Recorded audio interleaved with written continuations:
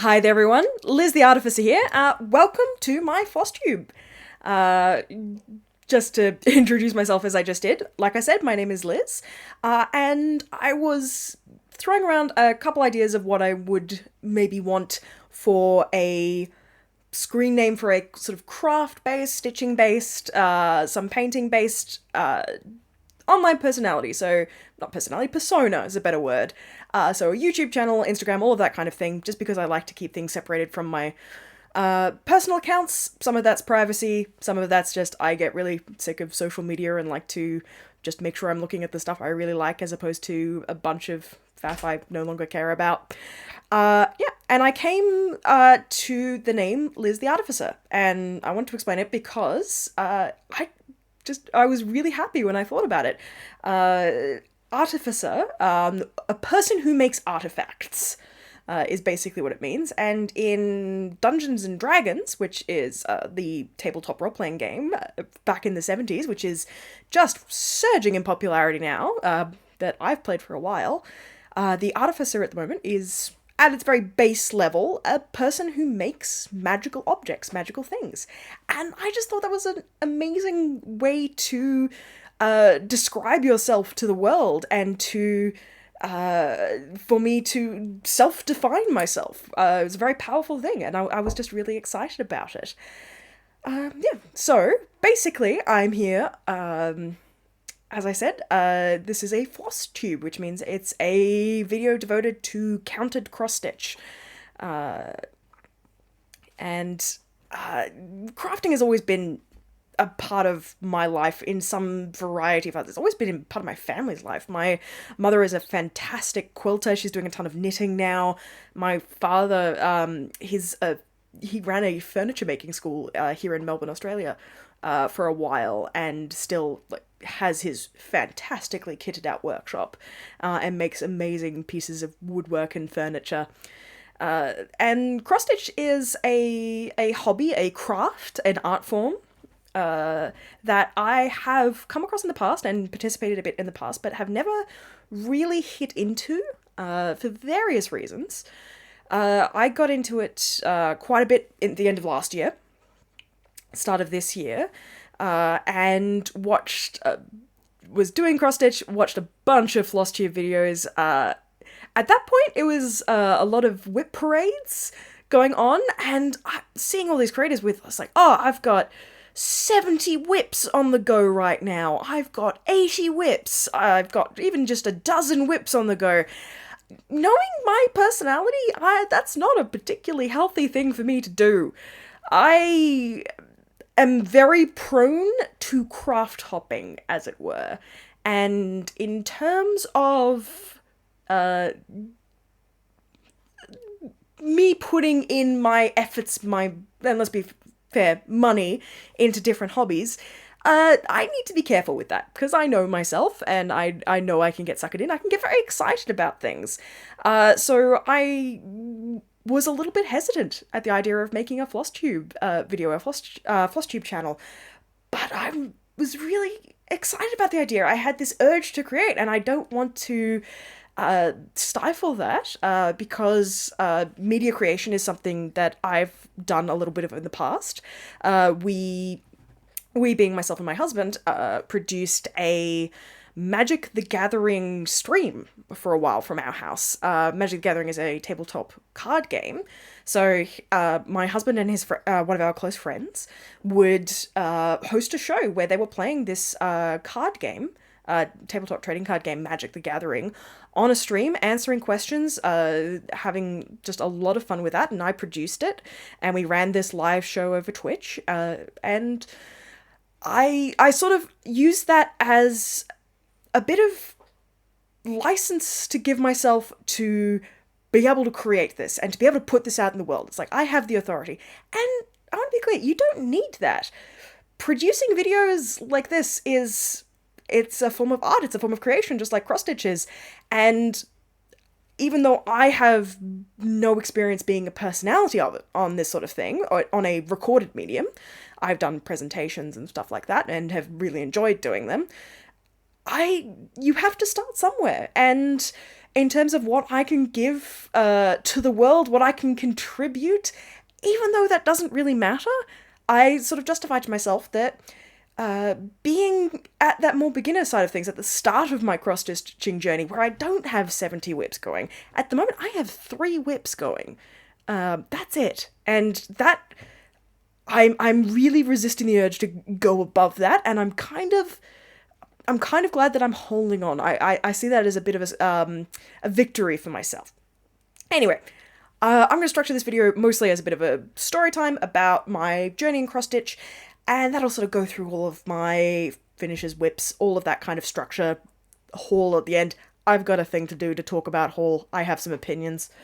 Yeah, that's how I'm going to structure it. So, as I said, cross-stitch was something I had been introduced to previously.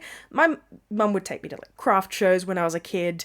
In Melbourne here, we have Jeff's Shed, because one of our premiers made a, Jeff Kennett made a big convention centre, which is just the Melbourne Convention Centre, which I've been to plenty of times, but at Jeff's Shed they have the craft show every year, and hopefully they will this year. It's supposed to be in July, I believe, and Victoria, the state I'm in, I think we've only had one community transmission of the virus outside of our hotel quarantines, pretty much this year, actually, and we had about 2 months with no community transmissions, which, my goodness, I am so glad for where I live and how our government has dealt with all of that, but I'm very excited at the idea of going to the craft show, art and craft show, with my mother at the giant convention centre. Anyway, as I've heard, I think it was Noah Stitches said, squirrels. We don't have squirrels here, but we still have squirrels in my brain, it seems. Anyway, my cross-stitching journey.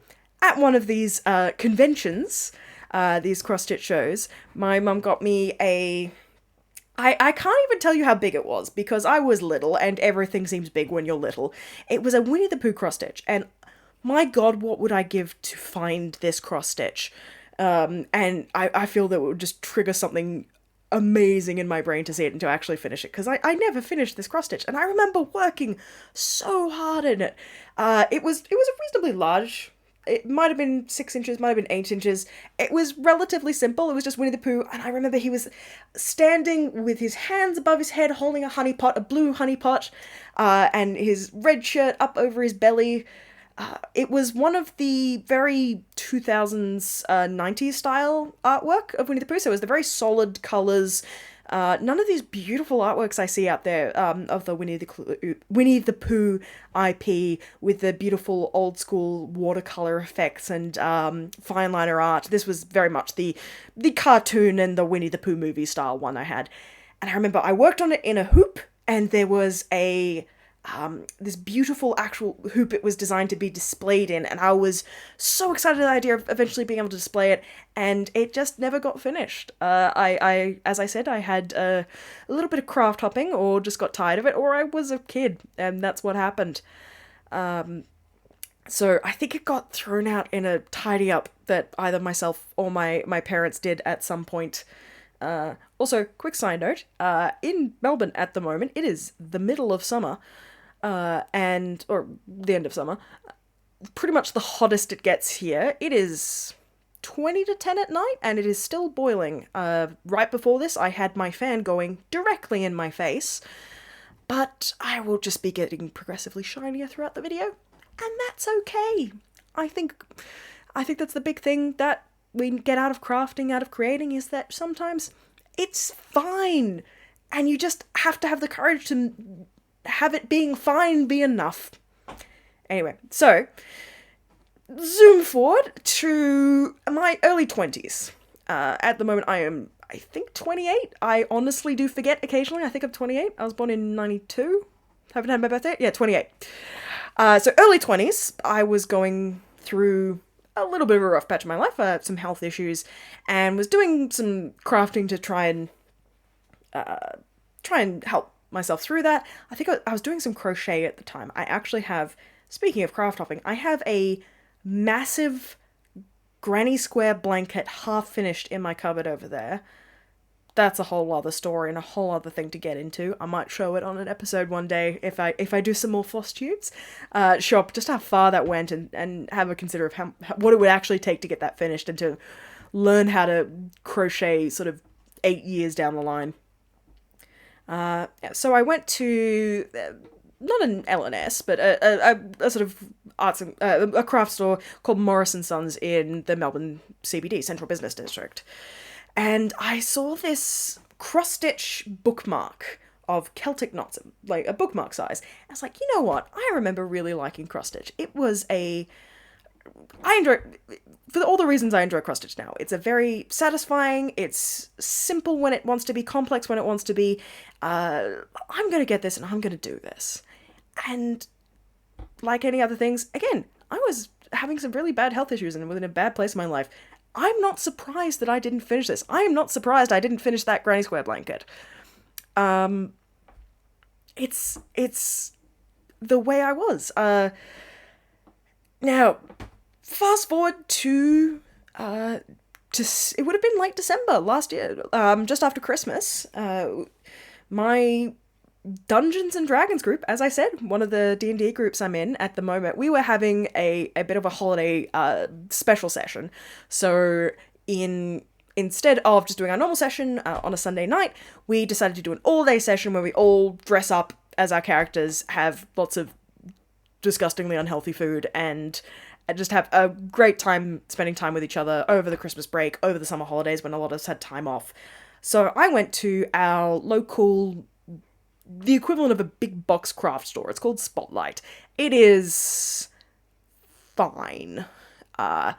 If you want, like, just, I want to get a cotton fabric, they've got tons of that. If I want to get a stuffing for a thing, they'll have stuffing. They've got, like, a nice big wall of DMCs. They have no other flosses. They have some Zweigarts. They have some Zweigarts. They have, I think, 14 and some 16 count. Usually in white, sometimes ecru. You might luck out and get black. I was very lucky the other day and found some actual Belfast linen Zweigart from them, which I've never sewn on linen, so that was a bit of an experimental purchase for me. I was like, oh, I'll try that. And that is top of their range. There is their own... I'd never heard of this brand. I've never heard of anyone else mention whatever brand this was. It felt cheap. It looked cheap. Didn't even want to... I don't even know that much about this kind of thing, and I didn't want to touch the fabric they had. So, it's the kind of big box craft store where they'll have a bit of everything. I've heard the Americans talk about, I think it's Michael's or Joann's, maybe. And it sounds like they've got some pretty decent depth to their products. My God, I've seen people show Walmart has DMC. That's not the selection we have in Australia, okay? Anyway, I went there. I got some just general bits and bobs to help us dress up as our characters. I got some, like, ribbon trimming to add to scraps of fabric I had to make capes and that kind of thing. And because it was after Christmas, we had Boxing Day sales on, and there was a bunch of cross-stitch kits on sale, and I looked at them and was like, you know what? I could go for this. I've got some time off. I'm going away to the beach for about a week, where I'm not going to have too much to do, and it'd be nice to have a bit of a project. So I was like, yeah, let's grab some of these. This will be really fun. What they were two of little mini cross stitches of the Mr. Men series. I think it's a British property. Mostly it's children's books. You have Mr. Happy, Little Miss Happy. You have Mr. Tickle, Mr. Bump, Little Miss Chatterbox, Little Miss Princess, and each of them has a book. They were sort of all very primary colors and shapes. And I also found one that was a Thea Govender. I think I'm saying her name right, Govender.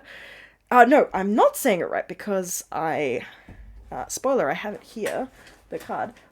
It's not Govender. It is...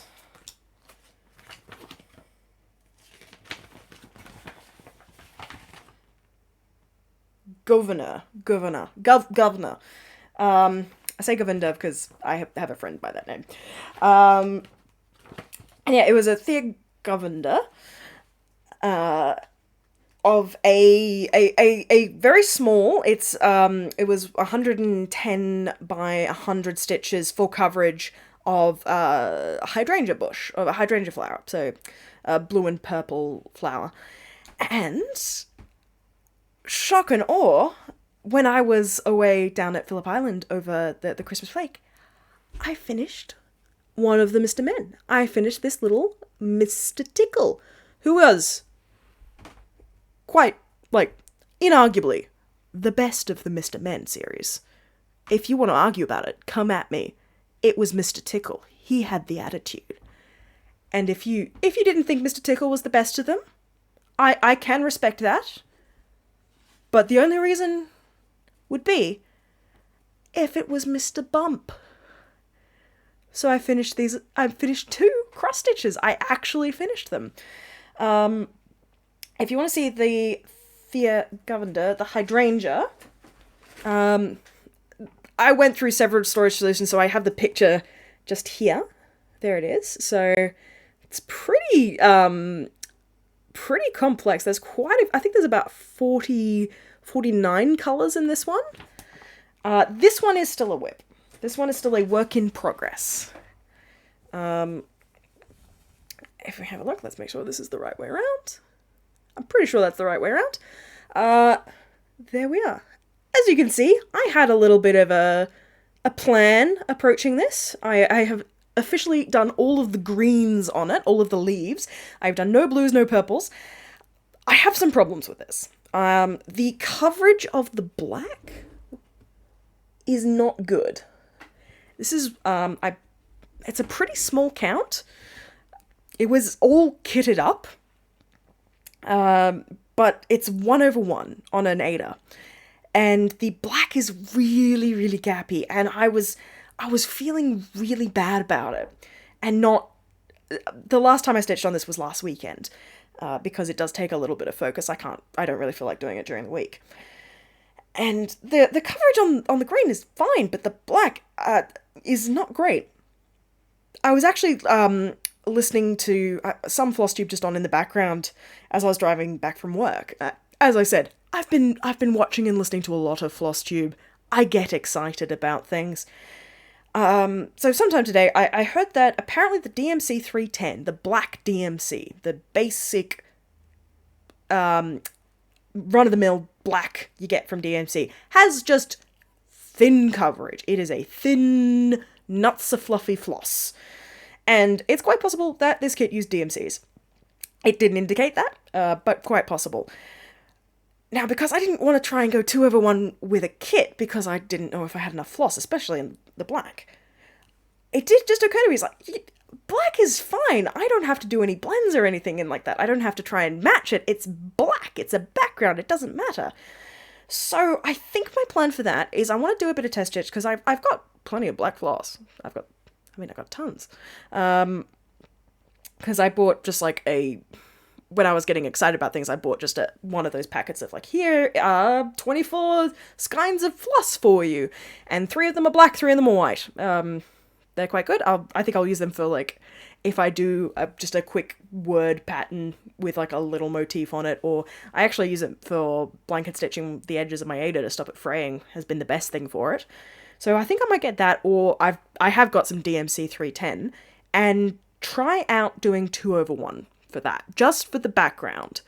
If it pops out too much, I will just stick with the 101. I don't want it to look raised over the actual subject, because having your background embossed above the subject, I mean, it's a choice. I don't think it's what I want. It might look good. I don't know. I'll see what it looks like. And if I don't like it, I'll just keep going, because, like I said, I finished some cross-stitch. I finished a project. I need to have this finished fever. And like I said, I caught the cross-stitch fever.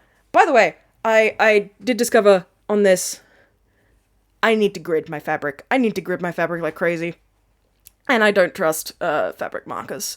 I have got an air erasable one, so it goes away after about a day, but I don't trust it. I don't like the idea of adding in a chemical to the fabric, even that has the potential to be pigmented, that there is its pigmentation, because there's no reason it can't just, some kind of chemical process couldn't go on there which causes it to repigment. That's just me. Also, I don't have time to color fast test all of my things, and I say I don't have time, I don't have the desire to. So if I don't actively spill something on one of my projects, I don't think I really want to wash it. So I actually thread mark, and I don't remember where I got this recommendation, but I thread mark every 10 squares, and I only do just at the corners under the fabric, the rest goes on top, because it's easier to make sure you're not catching it. It's in I think it's called Gutterman, it's got an umlaut on it.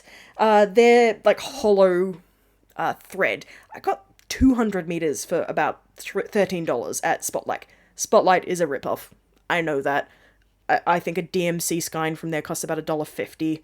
I definitely know in Australia online you can get one for 80 cents.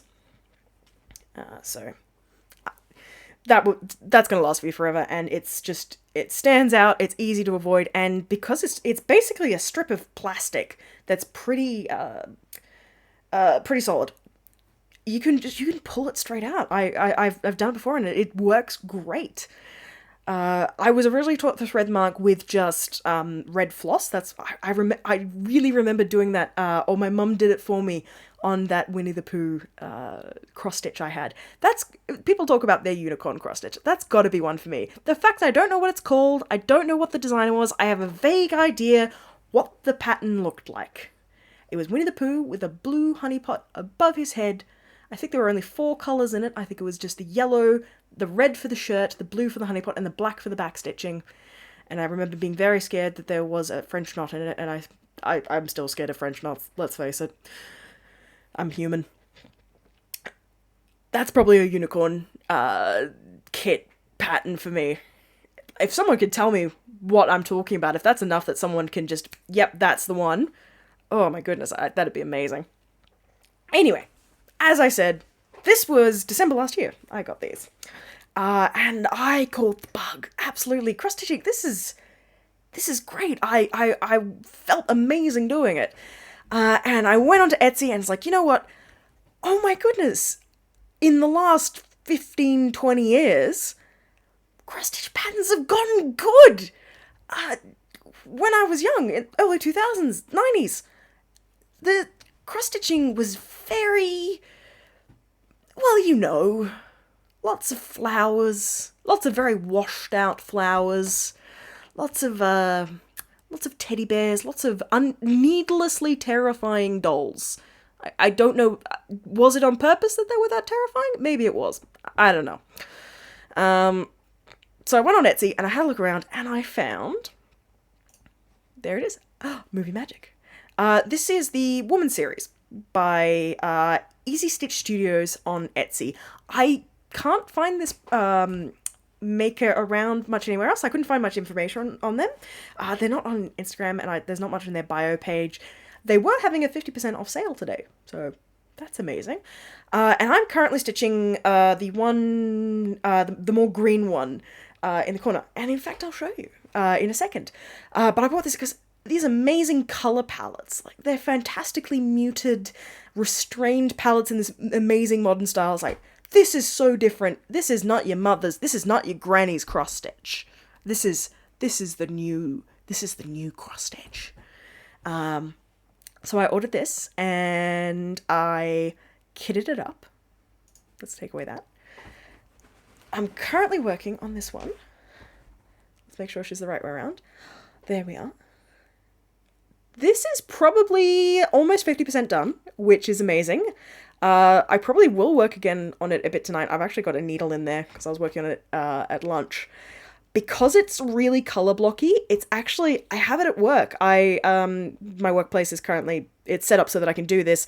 I have had to be watching a lot of instructional videos, training videos, and getting little bits of information and writing notes about it for the product we're making at the moment.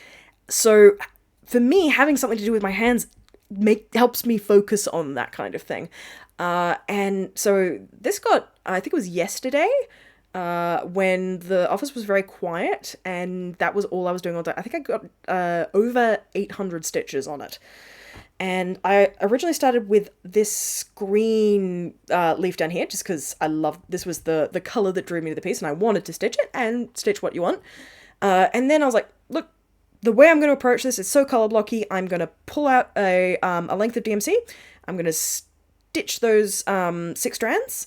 This is 2/1, by the way, but I'm loop methoding it, so it's 6 different lengths I'm putting through on whatever color on Pattern Keeper says has the most left. So currently it's this background color. This is actually a full coverage piece.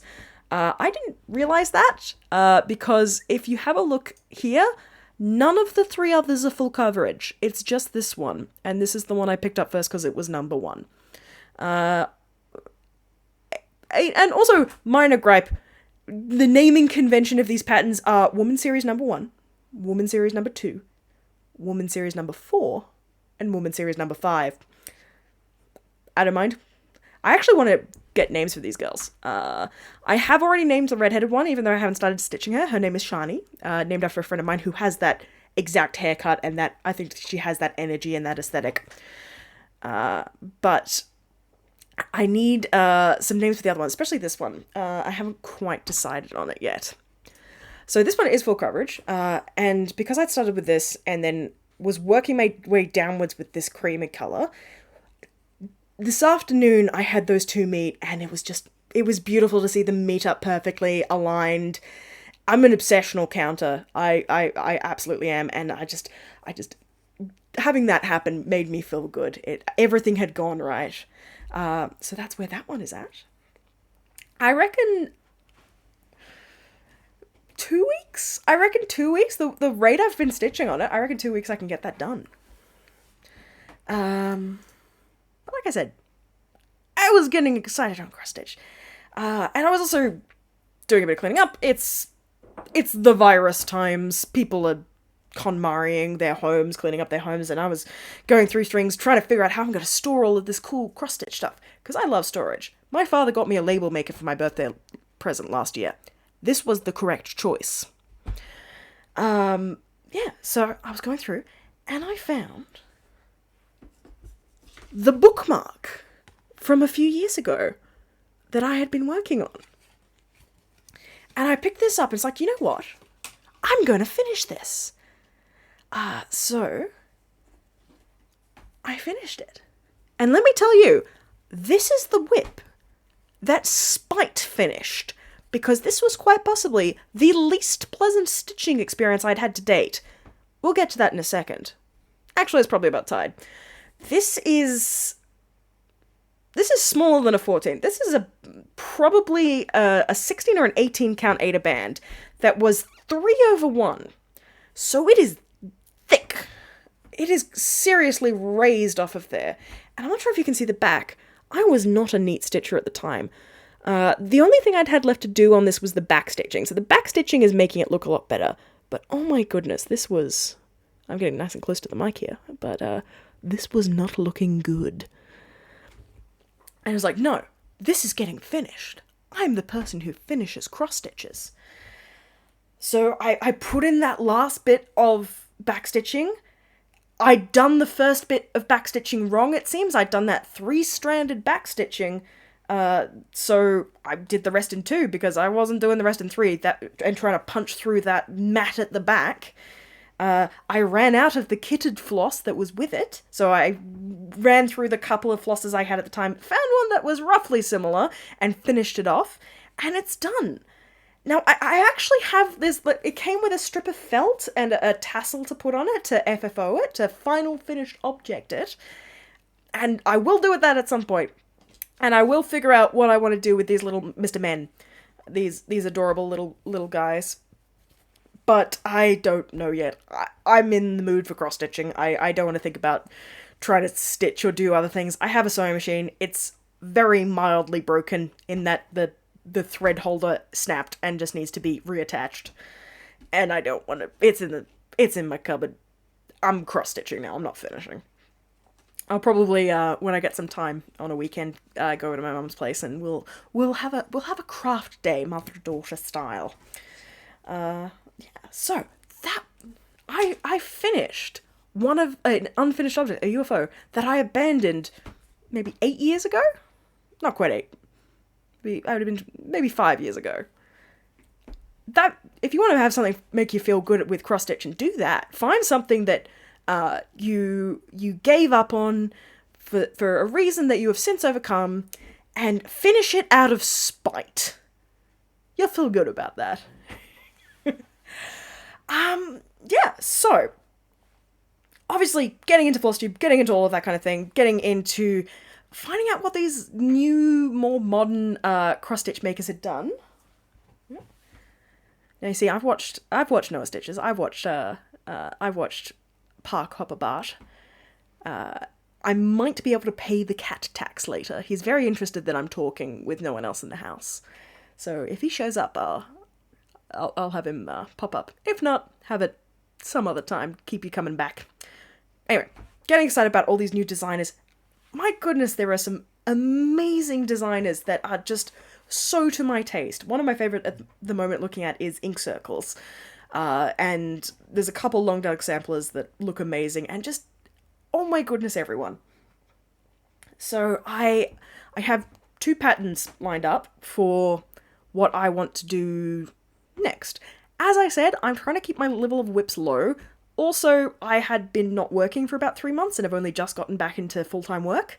So spending a bunch of money on kitting up cross stitches is not the best idea until I've earned some money for a bit. And as I said, I have plans now. I have been educating myself. So the first one is this piece here. I have the pattern for. It's On the Beach by Stitch Rovia. Now, I found it today. It got released a few days ago, but Stitch Rovia is actually the designer for the Black Needle Society's May box. So I think you can still buy it, because they have to do like a big lead time for their boxes to be able to put them in. Oh! Hello. I will pay the cat tax. This is Hubble. This is the King of Fuzz. Yes, you are. Can you hear him, Pear? Yes, you are. Anyway, off you go. I will absolutely be posting Hubble pictures on Instagram. As I said, it's very hot, and he's a very fluffy cat, so now I have cat fluff on my face. Anyway, Stitch Rovia. This is the On the Beach pattern. And I was looking through the pattern and trying to just figure out what it would take to kit up. This has a lot of colours in it, and I didn't have a DMC stash. I have slowly, occasionally when I got into Spotlight to pick up a few things, grabbed a few DMCs, but I think I will do a proper order at a site that is a bit cheaper than $1.50 a skein. This is currently my floss stash. Like I said, I've got a couple of the, let's face it, trash flosses that I can use for other things. Not trash. They're fine. They're floss. They work. But they're not... I can't colour match them for things. So, misc flosses, as you were. So this is currently my DMC stash. It is... Look, for some people, this is an absolute hoard. Let's say that. To some of you, it's a little thin. But it's not quite everything I need for this piece. As you may notice, a lot of this piece is exposed. And it actually said it in the instructions from Stitch Rovia that... because a lot of it is exposed, you want to use either like a white fabric or a sand or cream coloured fabric to mimic the colour of the sand. And I had a look around. Colour and Cotton has a colourway called Sandstone, which looks like sandstone. It's this beautiful sand colour moving through darks and lights that looks like bright yellow sand. It's perfect for this. So I need to order that. And at the same time, I also have...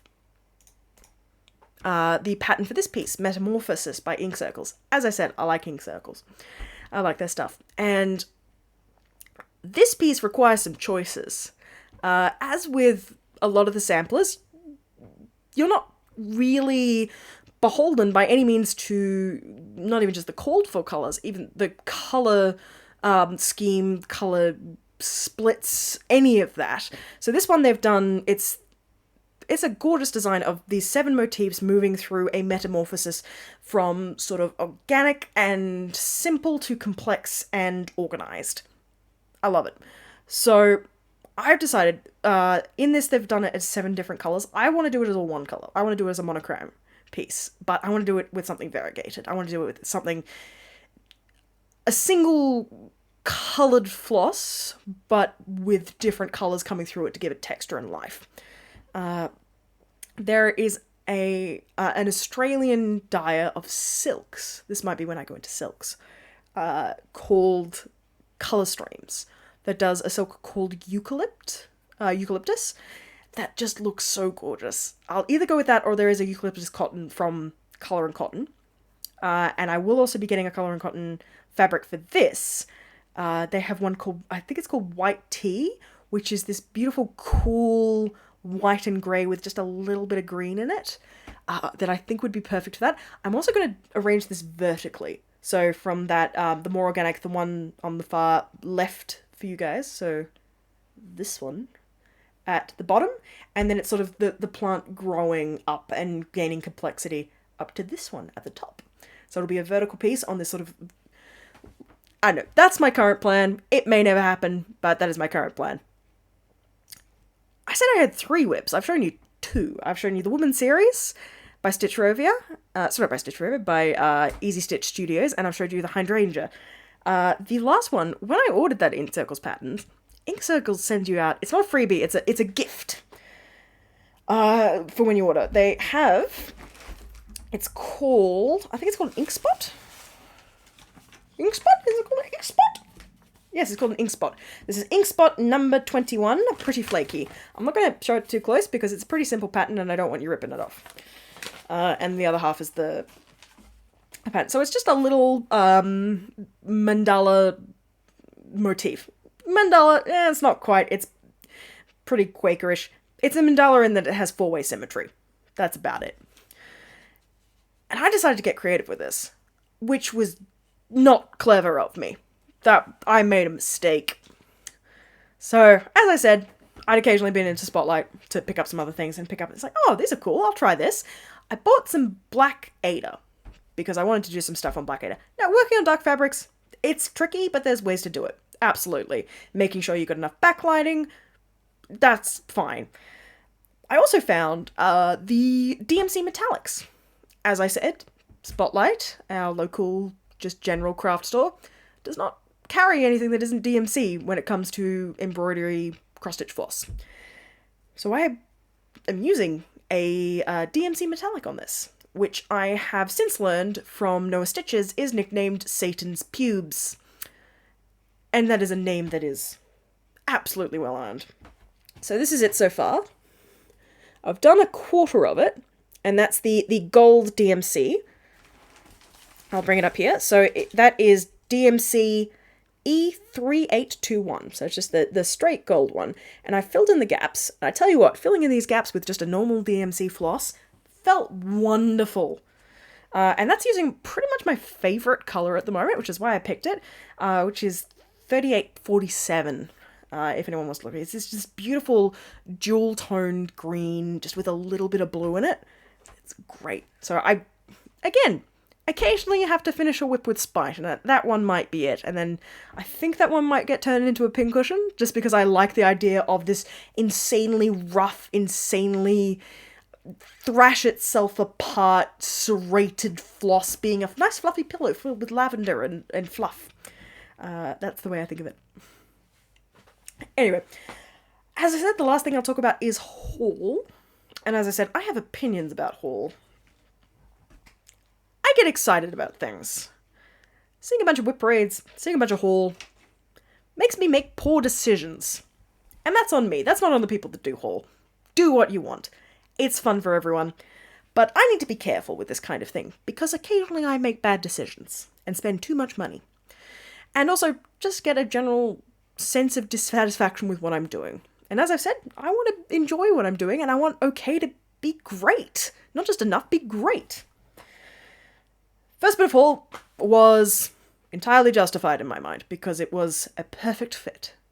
Because occasionally you see a product online or in some sort of circumstance that just seems so perfectly tailored to your taste, to your sensibilities, to your history, and your current point in life that you cannot not buy it. And for me, it is the Mill Hill Antarctic Santa series that they did. I believe it was the end of last year. I saw Stitchy Rita. I believe she was... By the way, I love Stitchy Rita. It's nice to... There are definitely young women doing floss tubes. Not as many as, like, you're all young, wonderful, vibrant women, but younger, I'm talking 20s like me. There's not as many. So it's great to see her doing that. Gosh, I hope she's in her 20s. If not, maybe she'll be flattered by that. She shouldn't need to be. Anyway, she got the Santa with the leopard seal. There's 3 of them. There's Santa with the leopard seal, there's Santa with penguins, and Santa with albatross. I immediately went online and bought the Santa with the albatross, because the other 2 I could not find anywhere. And I was devastated. I looked everywhere. Not only did I buy 1, I bought 2. Because I'm going to stitch 2 of each of these. And I've actually since managed to get a hold of an order for the penguin and the leopard seal, which you should look up because they're adorable. And I've ordered 2 of them as well. The reason being is that both of my parents work for the Australian Antarctic Division, to the point where they'll spend occasionally 14 months at a time on the Antarctic continent. Not last year they were stuck at home, like everyone. Year before that, they were by some of the largest emperor penguin colonies. A couple of years ago, they were on a place called Macquarie Island for about 14 months. And they have a massive albatross population there. This isn't on Antarctica itself. This is about halfway between Tasmania and Antarctica. Little bitty island, middle of the Southern Ocean. And they have a massive albatross population there. One of the albatross, was actually named after my father. It was named Jeff, after my dad. And I plan to give one of these to him. And I'm keeping one for myself. And what I'm going to do is I'm going to change his beard. So it's still going to be white, but I'm also going to put grey and black in there, because that's what his beard looks like. Because this also it looks like him. It looks like any Antarctic explorer, let's face it. They do all look alike when they're all rugged up. But my dad's got a big mustache and occasionally a beard. So that was just absolutely perfect. I moved out of home a few years ago, but we've not been around for a few of the Christmases. I say a few years ago. 6 years ago I moved out of home. I was 22. But we've not been around for several Christmases. My parents hadn't been around, so we hadn't really done much. And I don't have any decorations for Christmas that I feel particularly attached to. Because back at home, you had that lamp that we had that went in that specific spot. Every ornament you remembered, and it went in a specific place. It had a history, and just in my own personal life, I didn't have that. I think this year, I actually did put up a tree this year. Last year, 2020. And I just went to, I think it was Kmart, and bought a bunch of just silver baubles in a tube, and I was like, oh, this looks fine. It looks like a Christmas tree. It doesn't quite feel personal yet. So I'm really excited to start making some personal choices and building some history, and some heirloom pieces even. Now I said those were perfect choices for me. That was perfect choices for Hall. As I said, I make poor decisions. Your girl makes poor decisions. I bought 4 ornaments because they were pretty. Do not cross-stitch shop in the middle of the night when there has been whiskey involved. So I have a snowflake. I have a little... Is it got it? A sleigh with a little cat, not a sled, a sleigh. That one I've actually already bobbinated the flosses on, because the rest of the Mill Hill kits just come with a nugget of floss that you have to sort through and decide which is medium gold and which is light gold, and figure out that the grey is in fact different to the light blue. Oh gosh, I love this one. It's a pine cone. And this one is some jingle bells. Now, I didn't actually realize, but the pine cone and the jingle bells are finished as magnets. I might do that. I don't actually own a needle minder, so I could turn the magnets into a needle minder and just make these ornaments.